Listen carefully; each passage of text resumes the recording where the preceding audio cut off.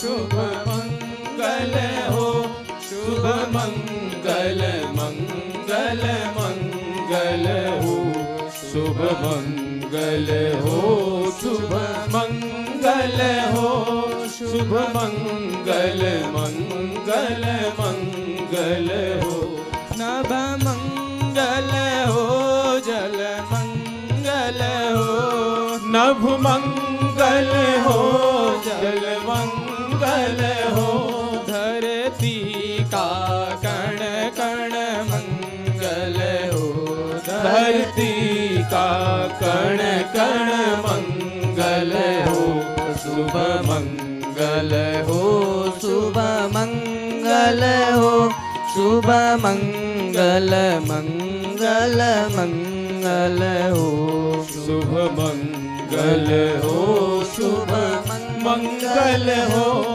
शुभ मंगल मंगल मंगल हो, दिन मंगल हो, निशि मंगल हो, दिन मंगल हो, निशि मंगल हो, जीवन का हर क्षण मंगल हो, जीवन का हर क्षण मंगल हो, शुभ मंगल हो, शुभ मंगल हो, शुभ मंगल मंगल मंगल हो, शुभ मंगल हो, शुभ मंगल हो, शुभ मंगल मंगल मंगल हो, तन मंगल हो, मन मंगल हो, तन मंगल हो,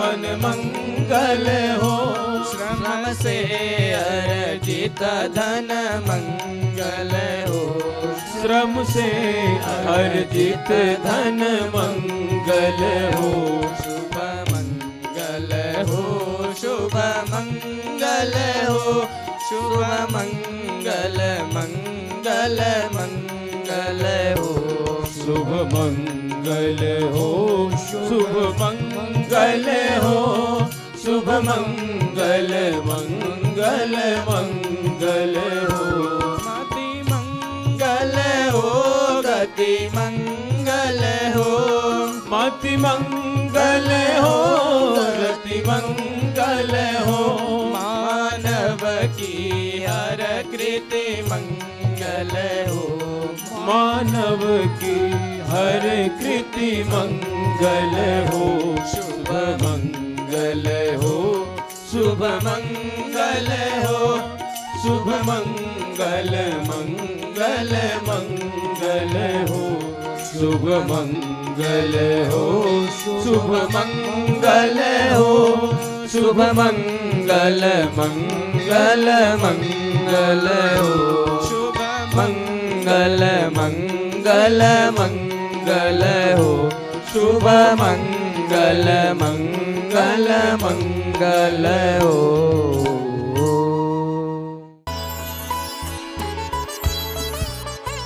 हमने सामाजिक विषमता की चर्चा की थी। उसको सुनकर के एक सज्जन का हमारे पास फोन आया कि जो भारत में अनेक महापुरुष हुए हैं, जैसे हमारी आचार्य परंपरा है, तो उसमें भी आचार्य एक मत में एक ही बात को कहने में सबकी एक ही बातें नहीं हैं, सबने अपने अपने ढंग से उसकी व्याख्या की है। असली में हमारे भारतीय परंपराओं में, हमारे शास्त्रों में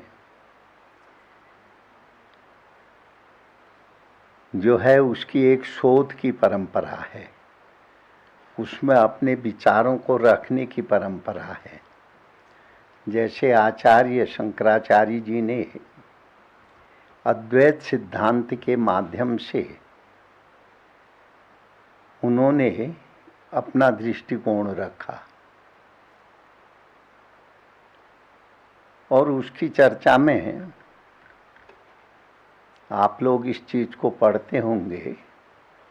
उन्होंने एक बात कही थी, सर्वम शून्यम। जैसे बौद्धों ने उनसे एक पूछा था, सर्वम शून्यम, तो शंकराचार्य जी ने कहा हम भी स्वीकार करते हैं सर्वम शून्यम। अगर सर्वम शून्य ही है तो उसका अनुभव किसने किया? हम किसी वस्तु की बात चर्चा करते हैं तो उसके लिए एक प्रमाण की आवश्यकता होती है। तो बौद्धों ने कहा सर्वम शून्यम, तो आद्य शंकराचार्य जी ने कहा हम भी मानते हैं सर्वम शून्यम, किंतु वह सर्व शून्य का अनुभव किसने किया? तो इसमें बौद्ध लोग निरुत्तर हो गए। तो शंकराचार्य जी ने कहा जो अनुभव करने वाला है वही ब्रह्म है। तो ब्रह्म सत्यम जगद मिथ्या जीवो ब्रह्मेव नापरः। तो उन्होंने एक अद्वैत सिद्धांत की स्थापना की। जितना भी चराचर जगत हमको दिखाई दे रहा है, जितने भी इसमें प्राणी हैं, स्थावर जंगम जलचर थरचर नभचर आदि, तो ये सब परमेश्वर के ही अंश हैं। सब में परमेश्वर व्याप्त है। इस सिद्धांत को उन्होंने भाष्य के माध्यम से लोगों को बताया। इसके पश्चात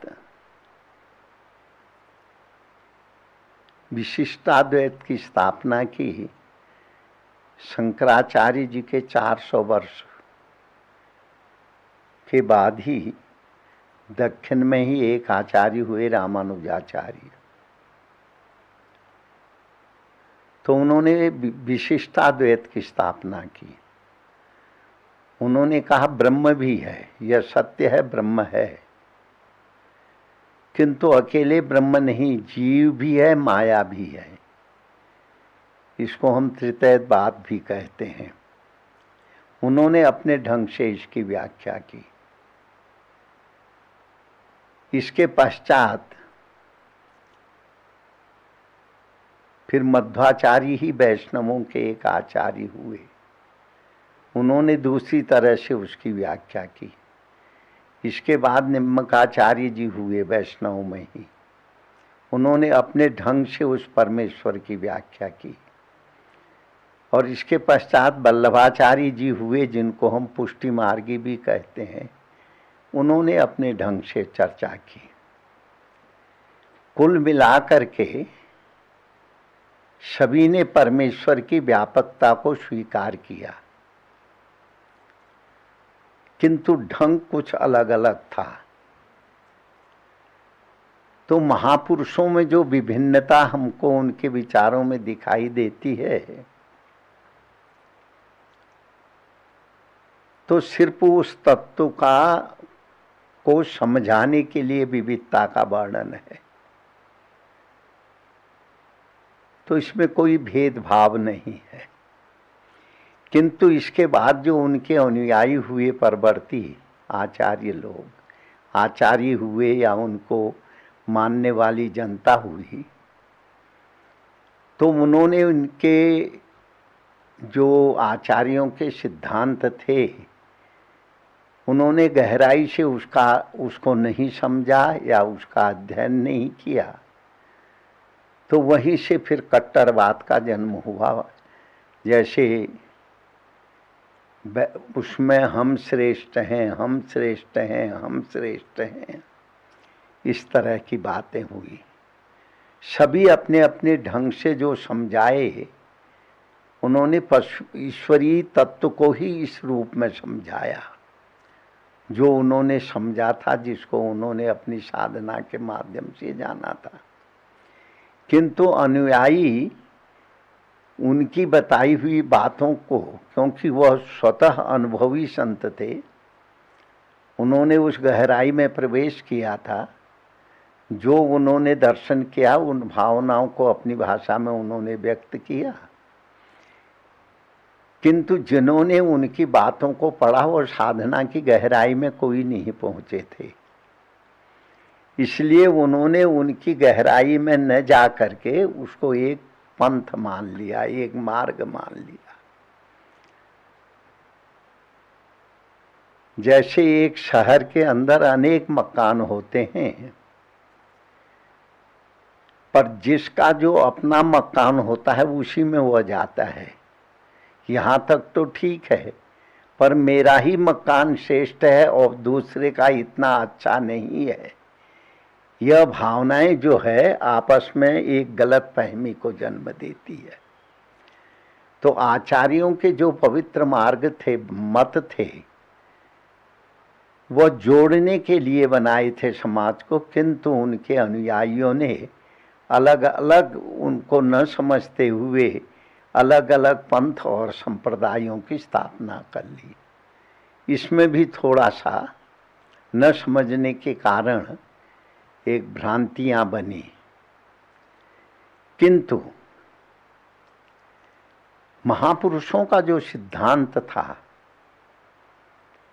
महापुरुषों की जो जीवन जीने की शैली थी, वह आज भी उतनी ही उपयोगी थी जो उस समय में रही होगी। महापुरुषों ने साधना के माध्यम से जिस सत्य का साक्षात्कार किया था, उन्होंने सिद्धांत के रूप में उसको लिपिबद्ध करके जनता के सामने उन्होंने जनता को समझाया था। पर अनुयायी इतनी गहराई में नहीं पहुंचे थे, इसलिए अनेक संप्रदायों ने जन्म लिया। आचार्यों के बाद मध्यकाल में संत मत का प्राकट्य हुआ। उस समय तक हमारा भारत विदेशी शक्तियों का गुलाम हो चुका था, तो उससे विदेशियों ने अपने शक्ति के बल पर जो है जबरन अपने सिद्धांत भारतीय जनता के ऊपर थोपने की कोशिश की। तो उस समय भारत के विभिन्न अंचलों में महापुरुषों का प्रादुर्भाव हुआ। एक साथ कबीर का जन्म हुआ, रविदास का जन्म हुआ, मीरा का जन्म हुआ, गुरु नानक देव जी का जन्म हुआ,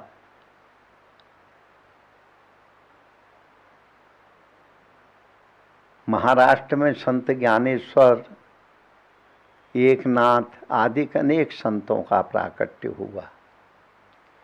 दक्षिण भारत में भी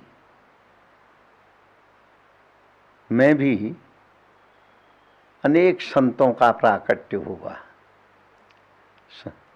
तो उन्होंने अपने अपने ढंग से हमारी भारतीय संस्कृति को बचाने के लिए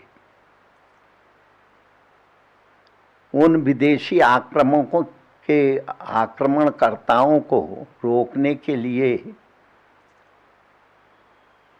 उनके अत्याचारों से जनता को बचाने के लिए संत मत ने बहुत कार्य किया।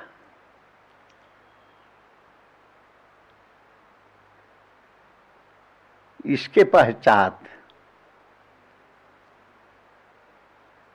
शने शने वह जो आक्रामक लोग थे, आक्रमणकर्ता लोग थे, जिन्होंने हमारे देश को गुलाम बना लिया था, और वह विशेष इसको क्षति नहीं पहुंचा पाए, किंतु जो क्षति हुई उसने हमारी भारतीय संस्कृति, भारतीय परंपरा, भारतीय चिंतन को बहुत नुकसान किया।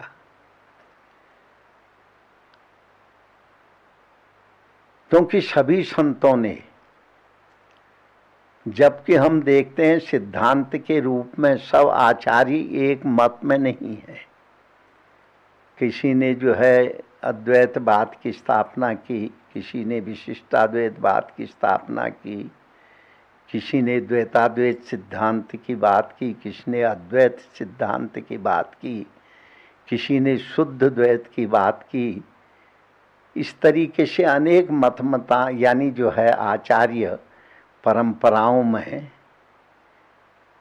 जो आचार्यों ने संदेश दिया था, उनकी बात को जनता ने ठीक से नहीं समझा और उसको अपने आचरण में नहीं ला पाई। तो संत मत ने एक मतेन हो करके सरल वाणी में, सीधी सादी वाणी में, लोगों की भाषा के माध्यम से, लोगों की बोली के माध्यम से जनता को जागृत किया। एक तरफ जहां हम देखते हैं आचार्य परंपरा में एक ही जाति का विशेष हुआ रहा, उस समय हमारे देश में जातिवादी समस्याएं बहुत अधिक मुखर हो चुकी थी और जो भी थे वह जाति के नाम से अपने आप को संगठित कर रहे थे और इसका लाभ उन विदेशी विधर्मियों को मिला जो भारत को गुलाम बनाए थे। हिंदू समाज कमजोर हुआ, ये विधर्मी लोग जो यानी जो है ये जिन्होंने हमको गुलाम बनाया था, ये लोग शक्तिशाली बनते गए। इन्होंने जो है इनके शासक वर्ग ने जो है ये कहा कि तुमको छोटा मानते हैं, उनको बड़ा मानते हैं, अपने को बड़ा मानते हैं, जबकि हमारे भारतीय परंपराओं में छोटे बड़े की कोई बात नहीं है। और वहाँ तक भी उन लोगों ने ये कहा तुम्हारे वेदों में भी ये लिखा है, जबकि ये विदेशी धर्मावलंबी, विदेशी जो शासक लोग से जो भारत में शासन कर रहे थे, उन लोगों ने वेद को पढ़ा नहीं था। उनकी वेद बोली में वेद है ही नहीं। हमारे भारतीय समाज में अनेक तरह की पूजा पद्धतियों का प्रावधान है, क्योंकि भारतीय दर्शन में परमेश्वर को सर्वत्र सब रूपों में स्थित माना गया है और साधक अपनी रुचि के अनुसार उसकी अंतर चेतना में जो भी भाव उठते हैं, उन भावनाओं के माध्यम से वह परमेश्वर की आराधना करता है।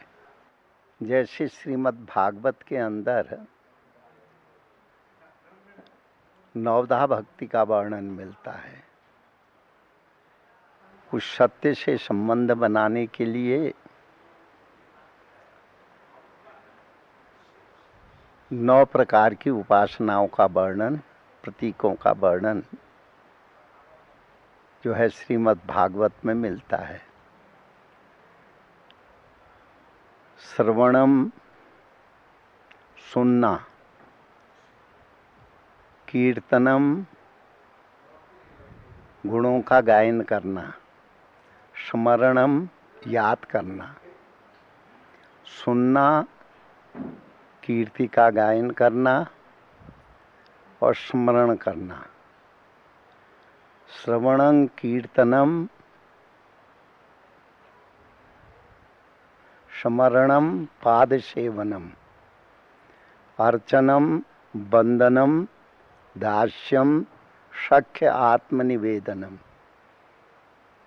इसको हमारे मनीषियों ने, ये जो 9 तरह के भावों का वर्णन मिलता है, इसको हमारे मनीषियों ने नवधा भक्ति के रूप में माना है। चाहे हम भगवान की कथा श्रवण करें, वो भी एक भक्ति है, वो भी सीधे परमात्मा तक जीव को पहुंचा देती है, उसको ईश्वरीय ज्ञान हो जाता है। चाहे भगवान के गुणानवादों का गायन करें, कीर्तन करें, स्मरण करें, पाद सेवनम आदि जितने भी 9 भाव बताए गए हैं, यह सब परमात्मा को ही मिलने के साधन हैं। तो जो हमारी भारतीय समाज में विभिन्न विधाओं का जो वर्णन मिलता है, वह इसी का प्रतीक है। जब हम इस प्रकृति को देखते हैं, इस विराट आकाश को देखते हैं, बहती हुई तेज धारा में बहने वाली कलकल धुन करती हुई नदियों को देखते हैं, अथाह जल राशि का सागर को देखते हैं जो तरंगे तट को छूती हैं, भयंकर गर्जना करते हुए फिर पुनः लौट करके उसी में समाती हैं, फिर आती हैं। तो यह प्रकृति के विविध रूपों का वर्णन है। तो इसी तरह से भावों का भी, हमारे परंपराओं का, पद्धति का भी हमारे भारतीय समाज में बड़ा महत्व है। हम एक जगह पर एक ही वृत्ति से नहीं रह सकते हैं। जैसे एक व्यक्ति है, वह अपनी पत्नी का पति होता है, बेटों का बाप होता है, बाप का बेटा होता है, बल्कि एक ही है पर अनेक रूपों में वो माना गया है। जैसे पिता बच्चे उसको पिता कहते हैं, पिता उसे बेटा कहते हैं, पत्नी उसे अपने पति के रूप में मानती है। तो इसी तरह प्रकृति के अंदर में अनंत भावों की परिकल्पना की गई है, क्योंकि भारतीय संस्कृति, भारतीय परंपराएं किसी व्यक्ति के द्वारा बनाई हुई परंपराएं नहीं है। यह स्वतः ही इस व्योम में, इस अनंत ब्रह्मांड में जो धुनी अपने आप ही आ रही है, जिस साधक ने जिस रूप में उस धुनी को सुना, उसने उसी रूप में उसको मानना शुरू कर दिया। तो इसलिए अनेक विधाओं वाला, अनेक पद्धतियों वाला जो हमारी मानसिकता है, हमारी धारणा है, यह कोई गलत नहीं है, न यह भटकाव है। यह उस विराट को जानना, विराट में समाहित होने की एक मार्ग है।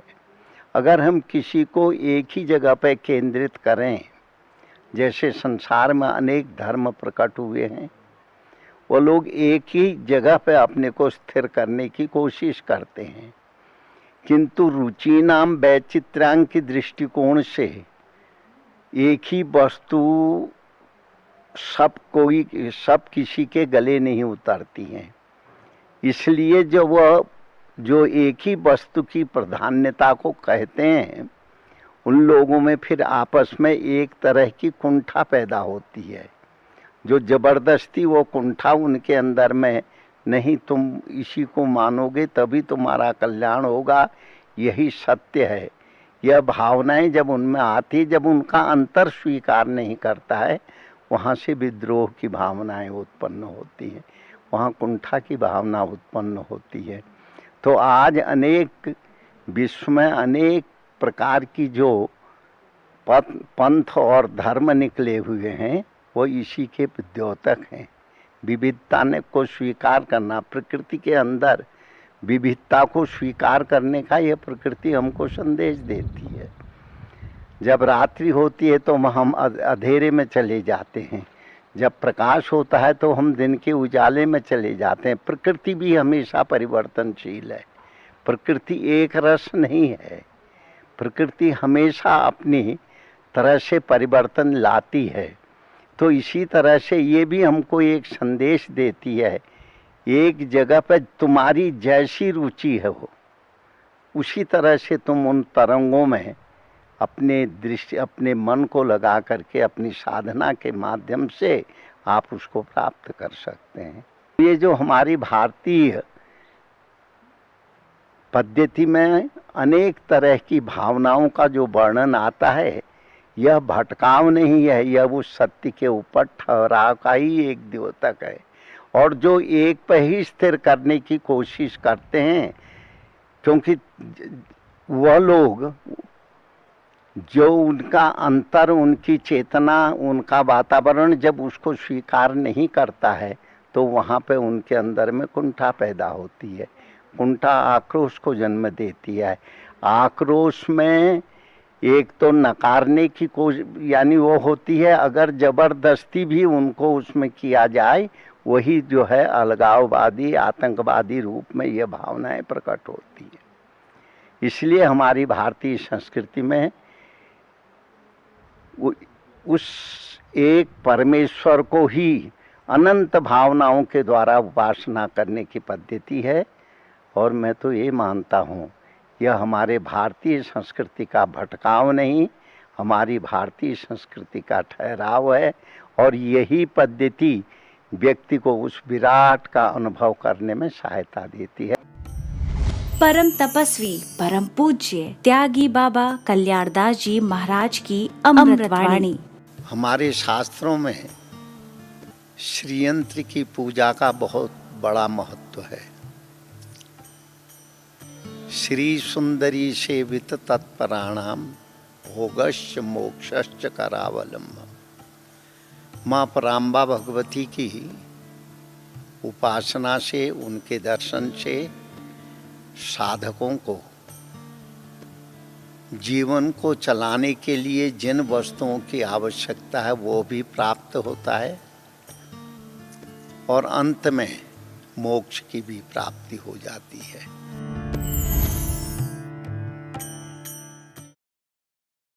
सोई महिषासुर ने किया। जो देवत्व का संवर्धन करने वाली वस्तुएं हैं, पहले उनको उसने समाप्त किया। जो अच्छाई थी उसको समाप्त किया। जो देवत्व को विकसित करने वाला वातावरण था उसको समाप्त किया। फिर देवत्व को समाप्त करने की उसने कोशिश की। चारों तरफ त्राहिमाम त्राहिमाम हो गया। देवता लोग चिंतित हुए।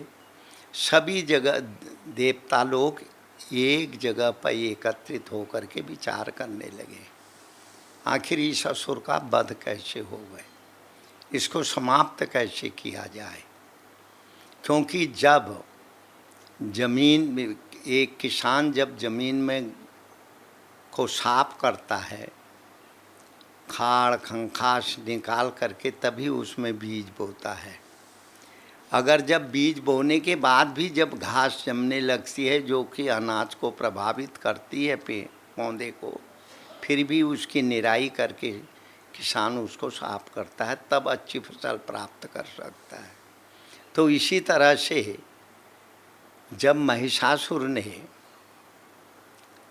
देवत्व को समाप्त करने के लिए, आसुरी संपत्ति को प्रशय देने के लिए पृथ्वी की संपूर्ण उर्वरा शक्ति को उसने समाप्त करना चाहा, तो देवता लोग पहले उसके साथ संघर्ष किए। जैसे आप इसको इस रूप में समझने की कोशिश करेंगे, जैसे जब बुरा यानी जो अच्छी खेती को प्रभावित करने वाला पौधा, जो उसको सुखा देने वाला या उसमें अनाज कम शक्ति में पैदा होए, कम संख्या में पैदा होवे, उसका पहले वह जब छोटा होता है तो उसी चीज़ से वह, उसी ऊर्जा से वह पलता है, किंतु बड़ा होकर के उसी ऊर्जा को समाप्त करने की कोशिश। जब देवत्व समाप्त होने लगा, अच्छाइयाँ समाप्त होने लगी, तो उसी समय देवता लोग एक जगह पर एकत्रित हुए। तो देवताओं ने परस्पर चर्चा की। तो देवताओं के शरीर से एक तेज उत्पन्न हुआ, एक तेज सबके शरीर से निकला। जब वह तेज एक जगह पर एकत्रित हुआ तो वहाँ पराम्बा भगवती महालक्ष्मी का प्रादुर्भाव हुआ, देवी प्रकट हुई, जो सृजन की देवी थी। क्योंकि महिषासुर सृजन का विनाश कर रहा था, जमीन की उर्वरा शक्ति को समाप्त कर रहा था, समाज में एक तरह की अशांति का वातावरण निर्मित कर रहा था। अच्छाइयाँ हमेशा समाप्त हो जाए और बुराई जो है अच्छाई पे हावी हो जाए, ये जो है महिषासुर का वो था। तो देवी देवताओं के तेज से उत्पन्न हुई, और जो मध्यम चरित्र में महिषासुर और देवी का संघर्ष है, महिषासुर का वध किस तरीके से हुआ, अनेक रूपों में। जब वो कभी पृथ्वी में प्रवेश कर जाता था, कभी महिष के रूप में पैदा होता था, और भी अनेक रूपों में वो देवी के सामने युद्ध करता रहा। और वो युद्ध का बड़ा विस्तार है, बहुत अच्छा वर्णन है। तो देवी ने किस तरीके से उसको समाप्त किया,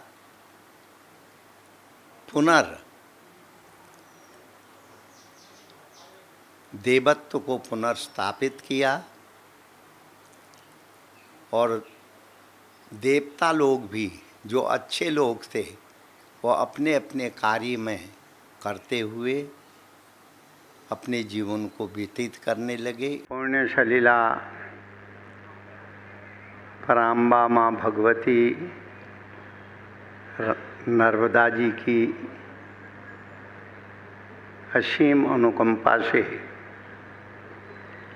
जावालीपुरम इस भव्य मानस भवन के सभागार में आप सब लोगों को बड़ी सुंदर चर्चा श्रवण करने का अवसर प्राप्त हुआ है। आज पूज्य स्वामी जी ने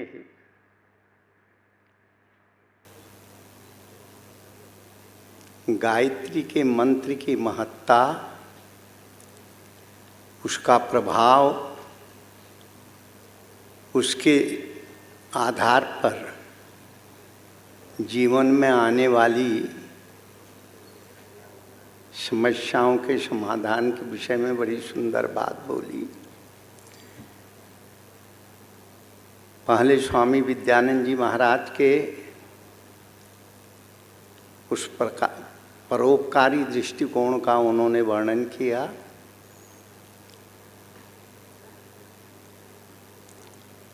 उन्होंने गायत्री के बहुत पुरुषचरण किए। उनके मन में संकल्प था मेरे को गायत्री माता के दर्शन होवें।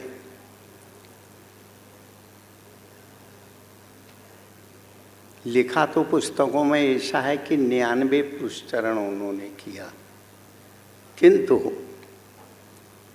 माँ का साक्षात्कार नहीं हुआ। फिर उन्होंने सोचा इतने पुरुषचरण करने के बाद भी मेरे को माँ का साक्षात्कार नहीं हुआ। उन्होंने संन्यास ले लिया। संन्यास लेते ही माँ पराम्बा भगवती लक्ष्मी के रूप में उनके सामने प्रकट हुई। कहने लगी वरदान मांगो, मैं तुम्हें वह अनंत ऐश्वर्य प्रदान करना चाहती हूँ। तो कहने लगे अब मेरे को ऐश्वर्य की इच्छा नहीं है।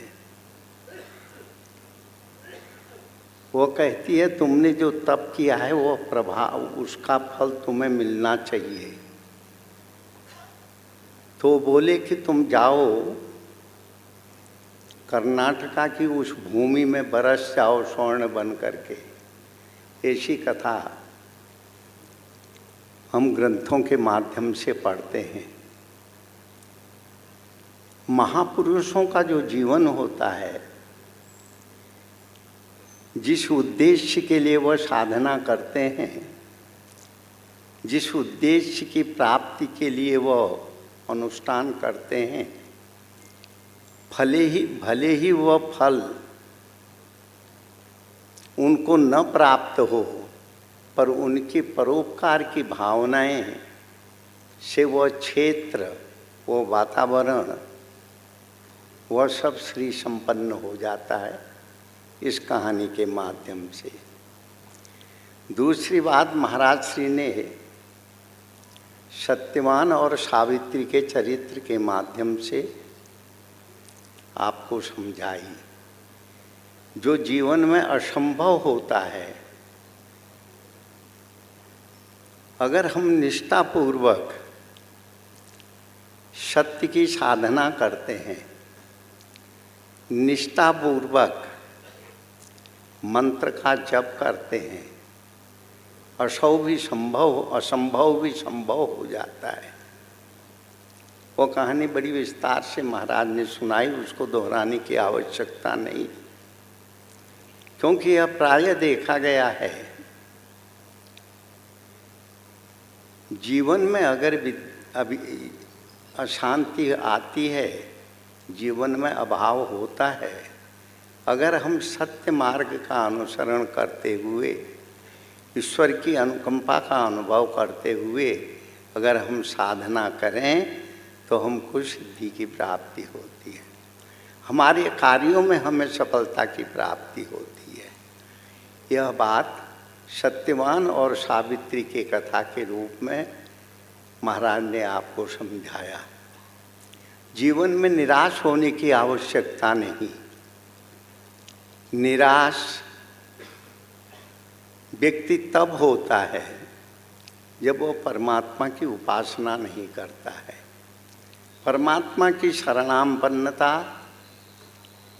और आराधना के माध्यम से उसके सारे कार्य सिद्ध हो जाते हैं।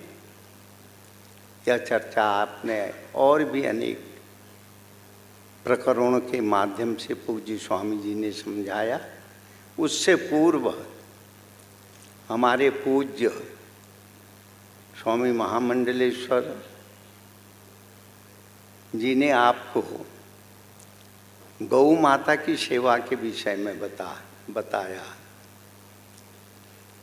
गौ माता की सेवा करने से हमें क्या प्राप्त होता है, उस विषय में उन्होंने बड़े सुंदर ढंग से आपको समझाया।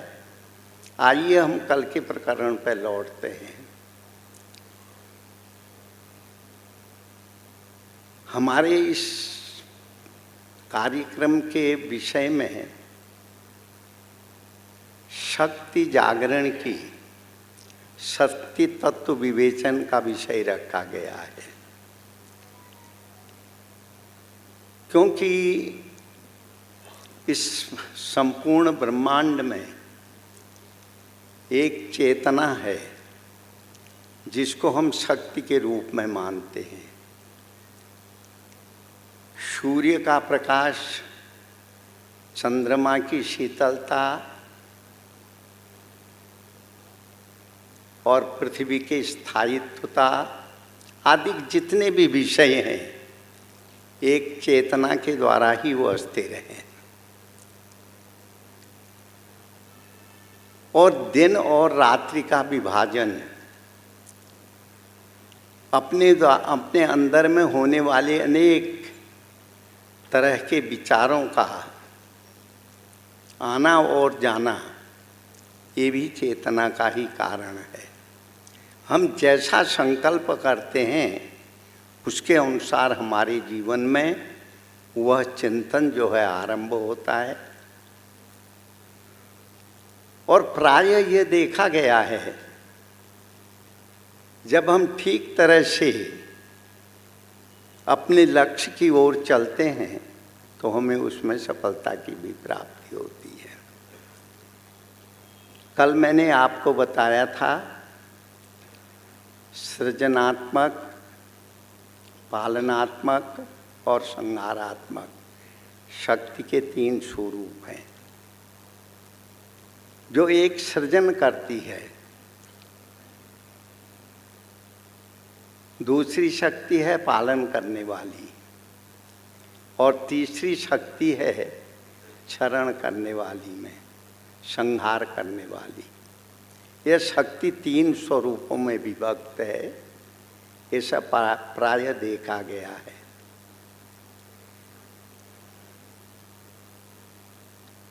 जिस समय सृष्टि अस्तित्व में नहीं थी, आई थी,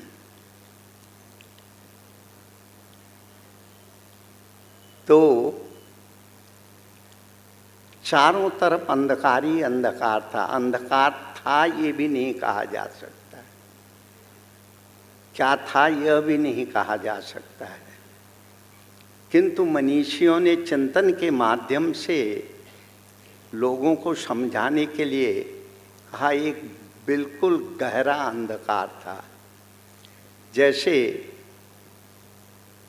एक शिक्षक एक छात्र को पढ़ाते वक्त जब किसी विषय को पढ़ाता है उसके सामने एक तरह का उदाहरण देता है, एक आकृति बनाता है।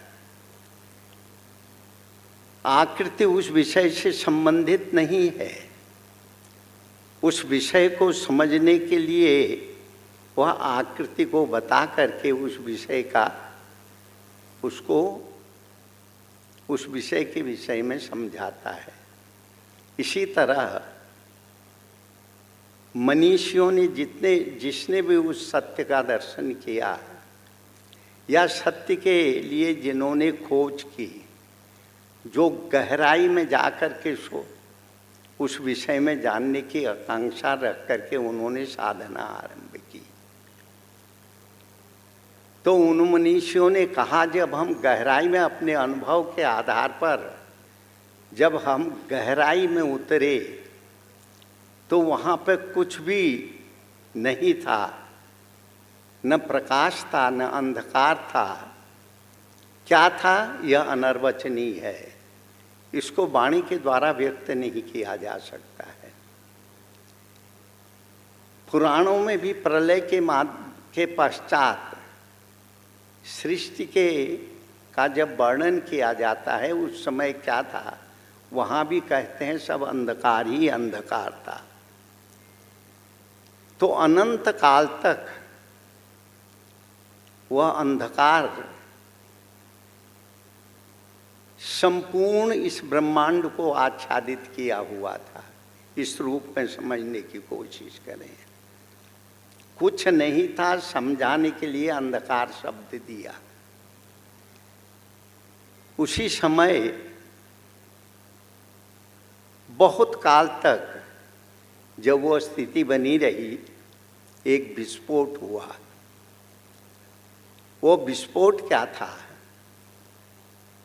वो विस्फोट ओम के रूप में हुआ, एक शब्द सुपुरित हुआ, ओम। इसको हम इस रूप में समझने की कोशिश करें तो सरलता पूर्वक हम इसको समझ सकते हैं। ओम, ओम शब्द उत्पन्न हुआ तो उससे 3 गुण उत्पन्न हुए, सत्व, रज और तम। जो रजोगुण था उसने सृष्टि का सृजन आरंभ किया। जो सतोगुण था उसने सृष्टि के संवर्धन का कार्य किया। जो तमोगुण था उसने क्षरण का कार्य किया। सृष्टि समा जो बना था उसका संवर्धन हुआ, जब संवर्धन हुआ तो वह क्षरण की ओर गई। इस तरीके से समझेंगे तो आपको ये विषय कुछ समझ में आएगा। क्योंकि यह ब्रह्मांड किस तरीके से अस्तित्व में आया, यह ब्रह्मांड का कितना विस्तार है, इस ब्रह्मांड में कौन सी ऊर्जा इस सब को धारण की हुई है, यह अनंत ब्रह्मांड जिसके विषय में आज का भौतिक विज्ञान भी बहुत कोशिश कर रहा है,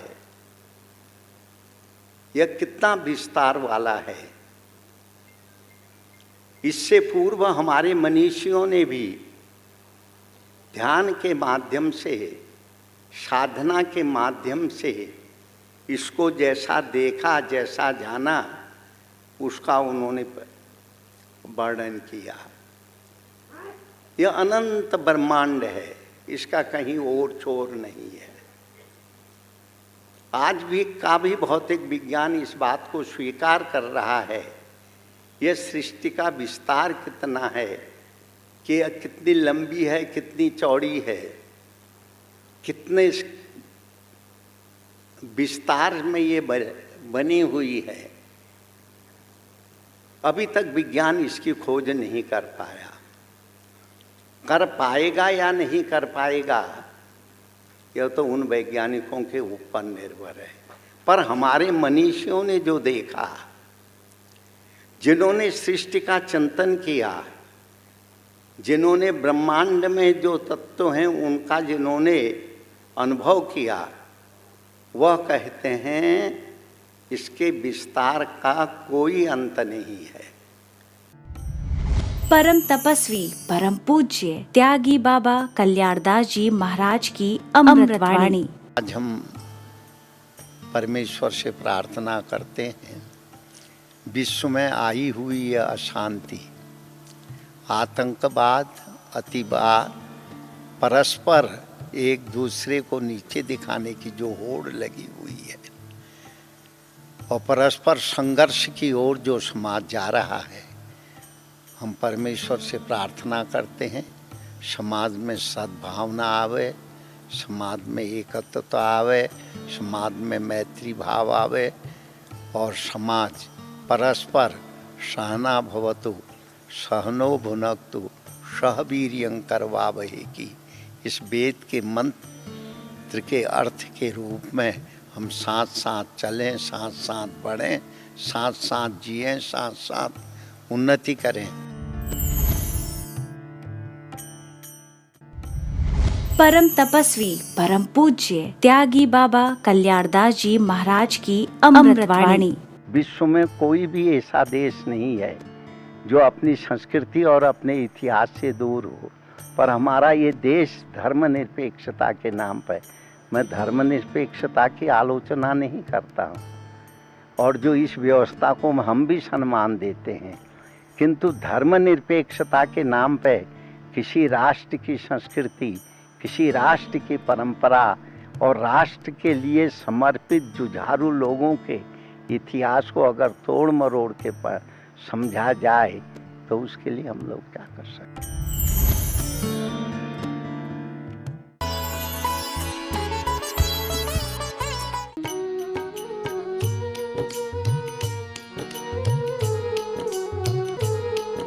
मंगल हो शुभ मंगल हो, शुभ मंगल हो, शुभ मंगल मंगल मंगल हो, तन मंगल हो, मन मंगल हो, तन मंगल हो, मन मंगल हो, श्रम से अर्जित धन मंगल हो, श्रम से अर्जित धन मंगल हो, शुभ मंगल हो, शुभ मंगल हो, शुभ मंगल मंगल मंगल हो, शुभ मंगल हो, शुभ मंगल हो, शुभ मंगल मंगल मंगल हो, मति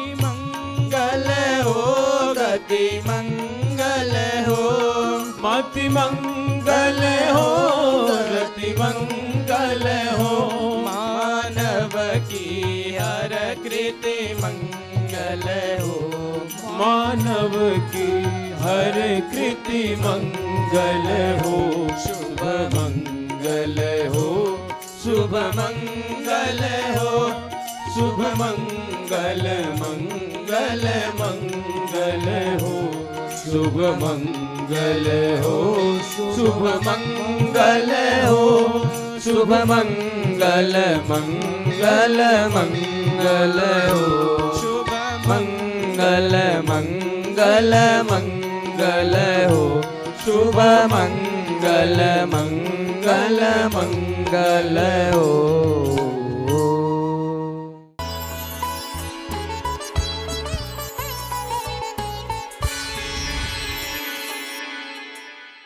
सुभा